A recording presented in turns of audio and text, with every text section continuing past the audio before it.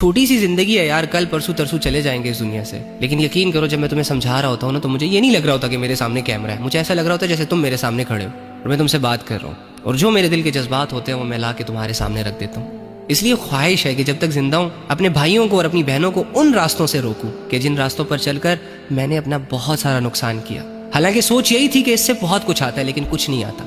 بہت بڑے لیول پہ جا کے نا دنیا کو لات مار کر واپس آ کر تمہیں یہ بتا رہا ہوں کہ کچھ نہیں ہے، فائدہ نہیں ہے، فراڈ ہے، جھوٹ ہے، بکواس ہے، اور اتنے یقین سے تمہیں کہہ رہا ہوں کہ خدا کی قسم اللہ سچ کہہ رہا ہے، سچ کہہ رہا ہے، سچ کہہ رہا ہے، کیونکہ وہ جھوٹ سے پاک ہے۔ وَمَا الْحَيَاةُ الدُّنْيَا إِلَّا مَتَاعُ الْغُرُورِ، یہ دنیا کی زندگی دھوکے کے سوا کچھ بھی نہیں ہے۔ بادشاہ تخت پہ بیٹھ کر سیٹسفائیڈ نہیں ہے، غریب غربت میں سیٹسفائیڈ نہیں ہے، امیر امیری میں سیٹسفائیڈ نہیں ہے، بیمار بیماری سے سیٹسفائیڈ نہیں ہے، صحت مند صحت کی حالت میں سیٹسفائیڈ نہیں ہے، گنہگار گناہوں کو کرنے کے بعد بھی مطمئن نہیں ہے، سوائے ایک شخص کے،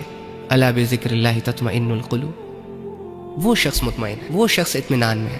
جو اللہ کے ساتھ جڑا ہوا ہے۔ اگر کما رہا ہے تو حلال کما رہا ہے، اگر کر رہا ہے تو حلال کر رہا ہے، اگر جی رہا ہے تو حلال طریقے سے جی رہا ہے، اگر خواہش پوری کر رہا ہے، لذت لے رہا ہے تو حلال طریقوں سے لے رہا ہے۔ تو آؤ اللہ کی ٹیم میں، اللہ کے بندو، دروازے بند تو نہیں ہوئے۔ تم سے بڑے بڑے گنہگار اللہ رب العزت کے در پر آ کر خود کو ٹھیک کر کے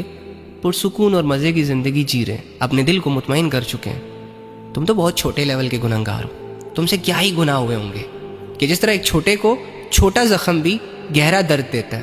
اسی طرح تم بھی چھوٹے لیول کے گنہگار ہو، لیکن تمہیں یہ چھوٹے گناہ بھی، یہ گناہ تمہیں اچھا خاصا ڈیمیج کر رہے ہیں۔